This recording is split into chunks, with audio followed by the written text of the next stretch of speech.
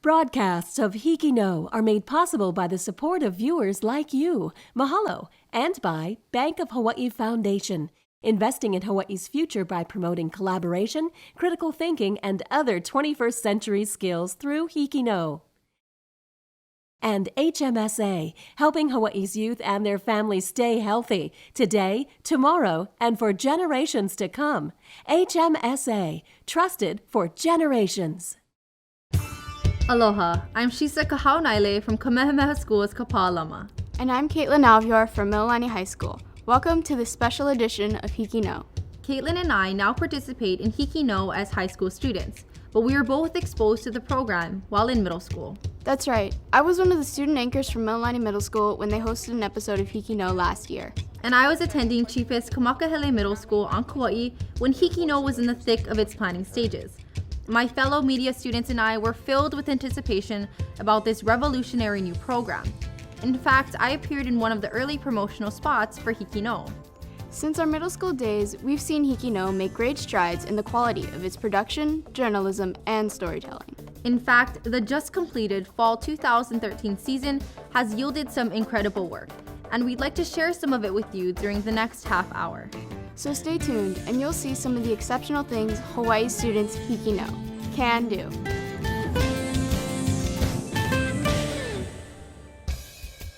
I am especially proud to introduce our first story, because it comes from the middle school I attended, Chiefess Kamakahelei in the heart of Lihue, Kauai. This story proves that HIKI NŌ students have become adept at investigating some of the complex, overwhelming problems that challenge our island state. In this case, traffic gridlock on the Garden Aisle. On the east side of Kauai, residents are having to deal with a problem that has become all too common: traffic. Well, I think right now, a little bit of the traffic that we have right now is caused by construction. So that's problem number one. The second problem is a lot of people rent a car to be on this island because they like to go out and explore. Traffic increased because our population increased by about 15,000, and also the tourist population increased. The traffic congestion has been very frustrating for the residents. On bad days, it can take up to 5 times longer than usual. By that small cemetery, by that triangle across the street from Ono Family Restaurant. Just to go there, I think it took me 15 minutes one day to get to Long's Jog. And normally that's a 3-minute ride.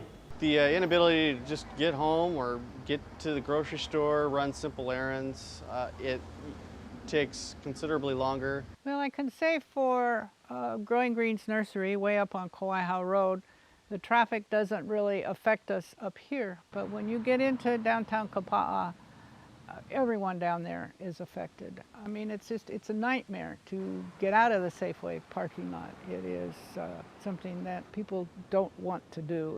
Construction being done by the Department of Transportation may be one of the reasons why we have traffic congestion, but their main intention is to help improve the traffic flow. What we are planning on doing is widening out some of our highways, adding more facilities for buses, adding more sidewalks. Although a lot of effort is being given by the DOT, tourists may soon join the frustrated community, and it may become a threat to our economy. We actually decided to come here because we heard it wasn't quite as bad. Yep. So if it got worse in the future, then it would definitely affect our decision. So if the amount of visitors were to drop for the island of Kauai, it would have an impact on overall jobs, could have an impact on people's businesses. We've actually seen restaurants and some small businesses could close, and that's happened before when we've had a drop in tourism. Local residents continue to deal with the traffic and finding ways around it, and some are hopeful that it will get better. The question is when that will be. This is Brandon Marcos from Chiefess Kamakahelei Middle School for HIKI NŌ. Our next story is a shining example of what we at HIKI NŌ call a personal profile. That's a story told about an individual through a carefully edited interview with that person. Here, journalists from Lahainaluna High School paint a vivid portrait of a Maui teenager with cultural roots in a tiny Micronesian island. Being half Micronesian and half Filipino and coming here, living here, it's hard for me. Kimberly Yap is a senior at Lahainaluna High School. At the age of 5, Kim moved with her parents and a few close family members from Kiribati, a small Micronesian island, to Maui. My family moved here looking for a better life, looking for better education for myself. Right now, our island, Kiribati, is sinking from global warming, and there's nothing they can do. There's nothing anybody can do. It's a poor community, you know? It hasn't evolved yet into what this world has come to. Me and my family are deciding whether I should go back to my island after graduation or save the money for college. We're just kind of in a stump right now because we don't know what we're gonna do. My family's trying to teach me one culture, and then I'm living in another culture, so what culture do I live in, you know?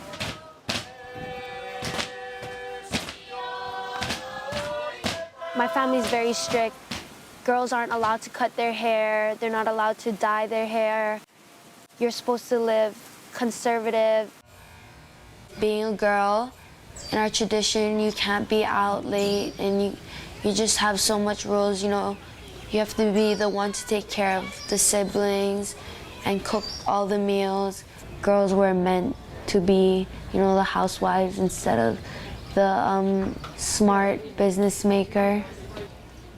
I don't want to be a housewife, and I think that's why the best choice for me is to go to college. I need to grow up, and I think going to college, getting a good job, maybe going back home, showing my family that I'm successful in life could really help us out. This is Sophia Freddy from Lahainaluna High School for HIKI NŌ. Most people are very impressed when they find out that the HIKI NŌ middle schools produce work that is on par with their high school counterparts. But when they see the high quality of stories created by a HIKI NŌ elementary school, they usually react in stunned disbelief. Here is one such story from Kainalu Elementary in Windward, Oahu. This is one of my favorite tricks. This is called eating spaghetti. You make the spaghetti noodles, you put some Parmesan cheese, and you go, mmm. That's cool. This is walking the nice little doggy. Alan Nagao, a professional yo-yoist, discovered at an early age he had a special talent for yo-yo tricks. He played with his yo-yo because he could not do a lot of things other kids could do. Whoa. I was born with a physical handicap caused by a drug that my mom took, was prescribed to her from the doctor.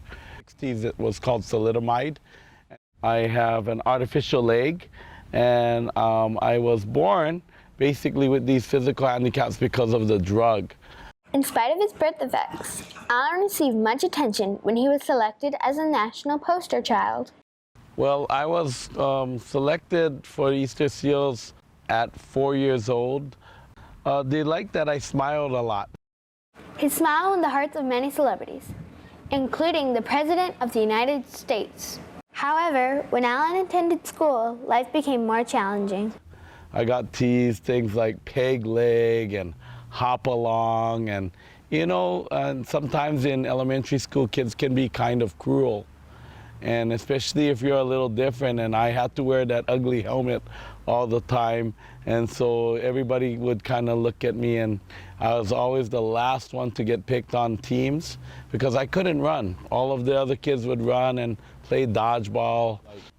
It almost like they already lost the game just because they got me on the team. Alan became an expert at doing yo-yo tricks. When he got older, he had an idea and approached the American toy company to market their yo-yos. I brought this idea to Japan, and I made $1 a yo-yo from the American toy companies that sold the yo-yos. And so I had an event in the Tokyo Toy Fair where we had 70,000 boys, 9 to 12 years old, come to play yo-yos, and the line was 2.5 miles long. We launched the yo-yo boom in Japan, and in 1 year we sold 10.5 million yo-yos. I've made millions and millions of dollars in business, and people, I guess, look at that as being success. I've raised a really nice family. You know, I've been married for 28 years. So I think a lot of people look at me and say that I have a very special talent. And so it's become almost the opposite, where people are looking at me as being a success story and use me as an example of what they could do for themselves.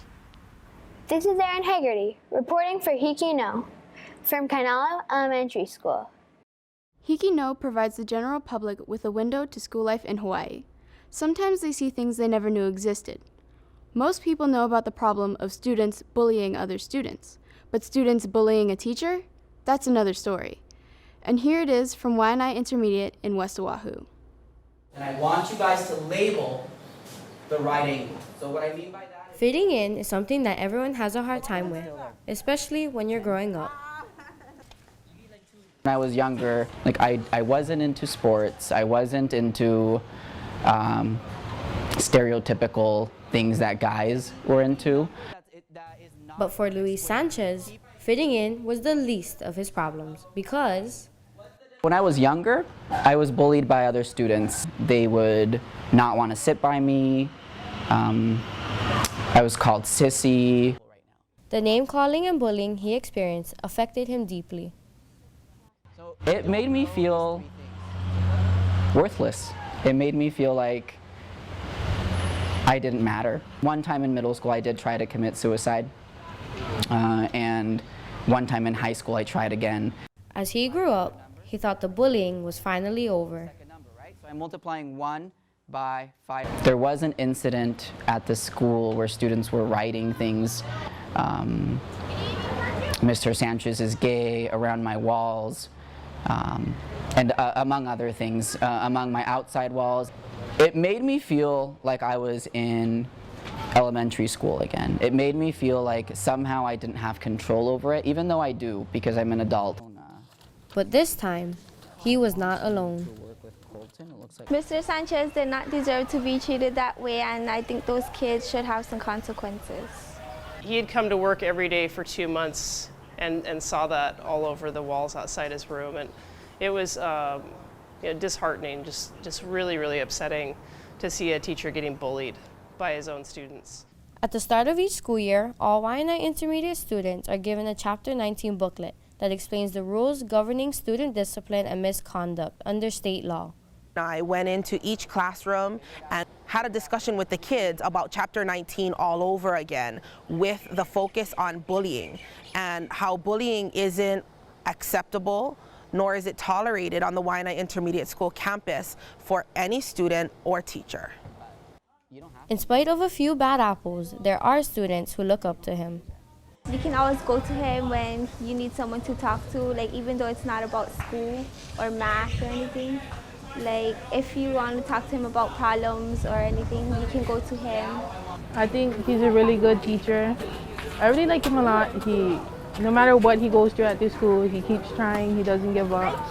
By not giving up, Sanchez has brought positive changes to the school. There were several teachers that came to have a meeting with me and gave me some contacts of people who could come in and educate both teachers and students about bullying in general. The changes made in school have allowed Luis Sanchez to move past the bullying and move towards forgiveness.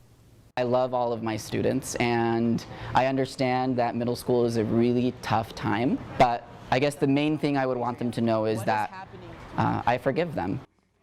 This is Leholia Punui reporting from Waianae Intermediate School for HIKI NŌ. Some HIKI NŌ students choose to produce what are called franchise pieces, short how-to instructional videos. On occasion, students creating a franchise piece will transcend the how-to format and offer a glimpse into a world most of us know little about. Such was the case with this piece from Kalani High School on Oahu. I am 19 years old. I attend school, Hawaii School for the Deaf and the Blind. Because it's difficult for Ramon to talk with others, he uses special deaf-blind cards to communicate if he needs help. One card that he uses is to help him cross the streets. This is how he uses it. With his cane, he'll find the curb of the street, Find the notch in the deaf-blind card so he doesn't block what is written on it, and wait until someone taps him.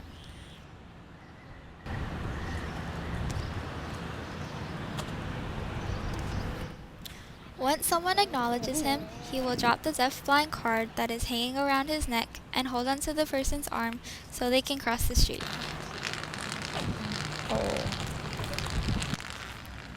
When they're done crossing the street, Ramon will politely say thank you, and Ramon and the helper will go their separate ways.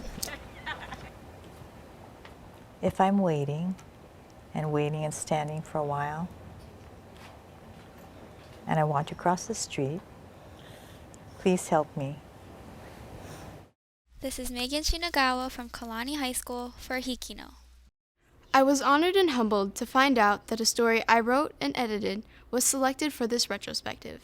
It is also very special to me because the story was a co-production between my former middle school and my current high school, both in Mililani, and because it is about my passion, filmmaking. Here it is. I hope you enjoy it.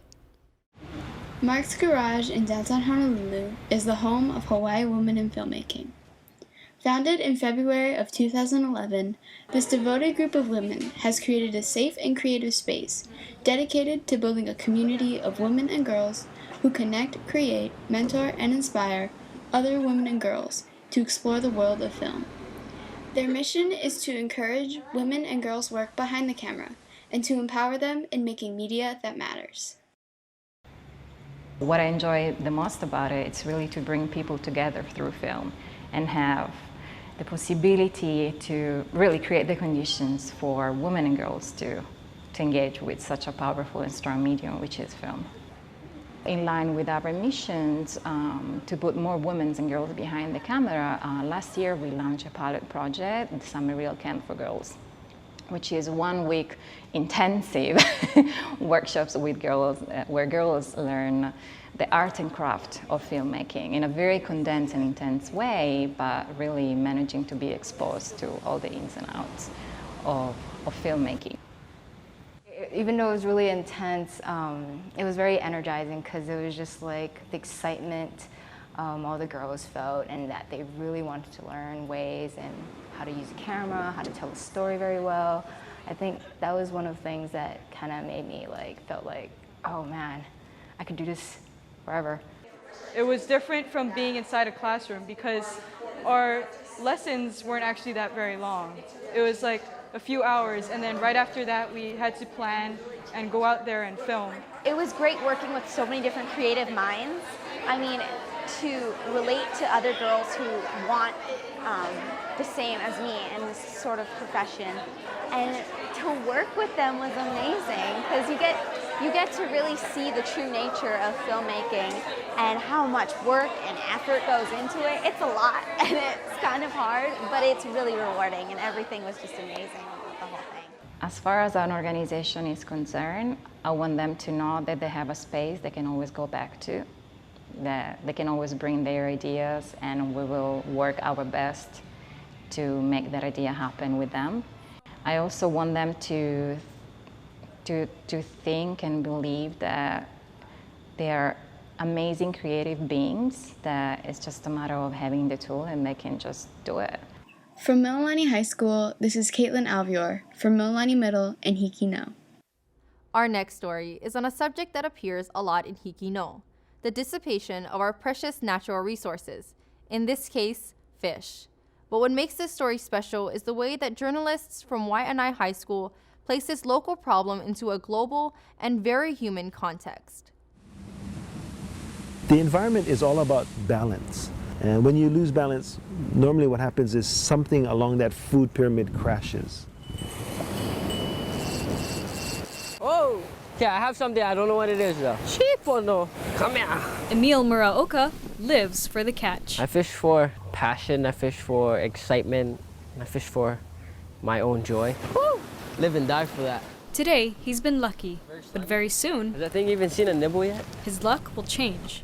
According to the Food and Agricultural Organization of the United Nations, who estimate that more than 3/4 of the world's fish stocks are overexploited. If I couldn't fish anymore, I don't know what I would do. I think I'd be kind of lost. This is an all too real possibility. If the overfishing continues, the world's fish stocks will be depleted by the year 2048, according to a journal in Science magazine. Well, this is just break time then. But for people like Eileen Bebo and her family, taking a break isn't something they can afford. It started out recreational, and you kind of get hooked on it, so we do it quite often now commercially. We ended up with 15 octopus, ranging from 8 to 10 pounds. It all depends on the tides and the currents. It wasn't always like this, though. We could go really close to shore and catch ahi, and catch 6, 7 a day within a couple hours, and you can't do that anymore. It's already showed a decline from 30 years ago. And in the next 30 years, We have to be very, very cautious on a worldwide scale not to over-harvest. People just take what they don't need. They take more than what's given. Will there be a lot of fish around? I don't know. Hopefully we won't have to experience that, but we don't know. That is a fear of the unknown. a fear not only for themselves, but for future generations as well. We want to have fish for our children and our children's children. And the younger fishers are starting to catch on. There's no sense in taking things of which I don't need. There's always a lot for other people, so I like to share. Emil is doing his part, one fish at a time. First fish is always a throwback fish, so at least we know there's something out there. This is Crystal Sabeto reporting from Waianae High School for HIKI NŌ. You can tell a lot about a community by the way it responds to tragedy, even when the tragedy takes place at the opposite end of the country. When the primary motive behind the response is healing, it tells you even more. Here's a story from Konawaena High School on Hawaii Island about community, art, and healing.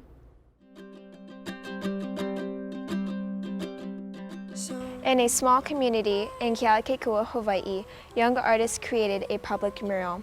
What started out as a mural to beautify and inspire students on an elementary campus transformed after a national tragedy in Newtown, Connecticut.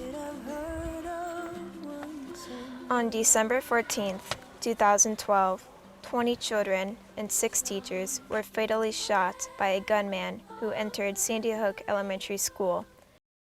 While we're painting, we were listening to it on the news, and it was it kind of changed how we felt about the mural. And we were painting the young boy who is waving out at his parents. And when a parent drops their kid off in the morning, they expect their kid to be there. And for 20 parents, that didn't happen for them. In response to the tragedy, a new focus for the already initiated mural at Konawaena Elementary was selected. Young ladies from the Twinkling Stars 4-H Club and Konawaena High School students volunteered their time and talents to create a mural that hopes to remind the public to never forget the victims of Sandy Hook Elementary School. It makes me think about what if this happened here, and I would want someone out there to know about it. 20 flowers were painted to represent the children, and 6 bees were painted symbolizing the teachers who lost their lives at Sandy Hook.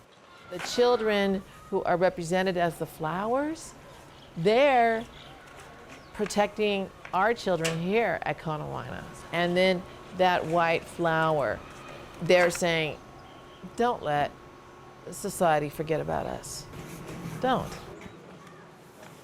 It was really healing to those that worked on it. It felt good. It felt, okay, I'm doing something good.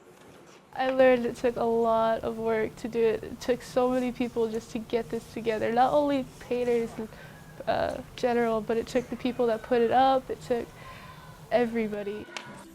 The message of never again is forever portrayed in the mural dedicated to the victims of Sandy Hook Elementary School. This is Sholene Ireland reporting from Konawaena High School for HIKI NŌ.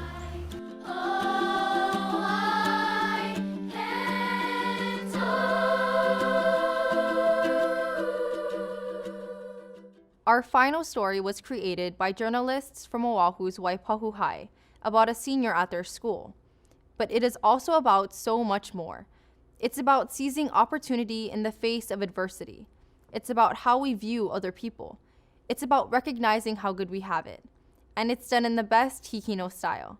Simply, clearly, honestly, and courageously. So my family and I are currently in a situation where we are considered homeless. We do not have a home. According to a recent study from the National Center on Family Homelessness, there are over 1,500 children in Hawaii who are considered homeless. Approximately 170 of those children are in high school. Victoria Cuba is one of those students. Cuba and her family have been considered homeless since May of 2013. For a while, they were staying at a beach in Eva in their car. It was a little cramped, of course, and couldn't stand it because of my brother snoring. But we made do with what we had. Because of the situation, Victoria has learned to become mature in times of need.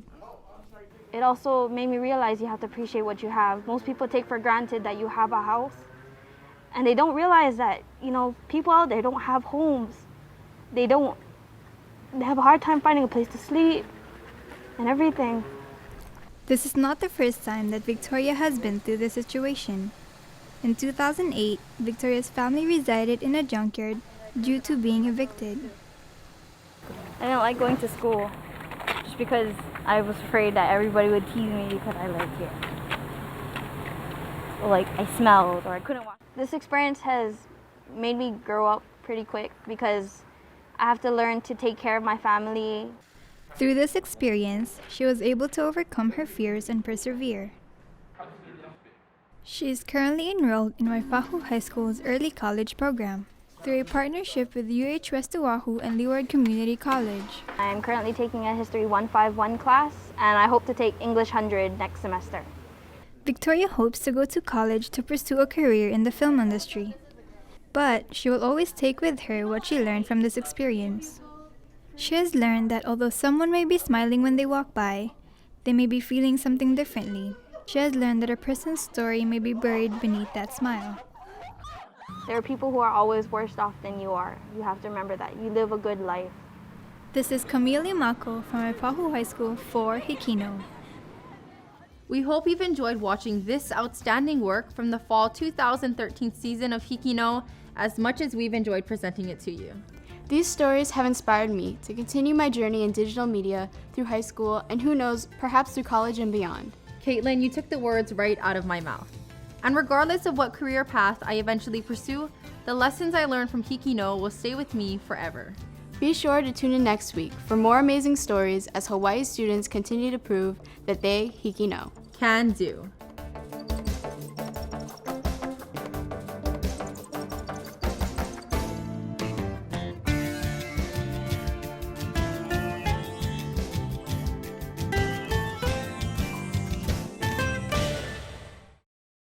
Broadcasts of HIKI NŌ are made possible by the support of viewers like you. Mahalo. And by Bank of Hawaii Foundation, investing in Hawaii's future by promoting collaboration, critical thinking, and other 21st century skills through HIKI NŌ.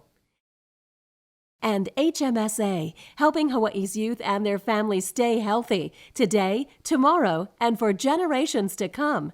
HMSA, trusted for generations.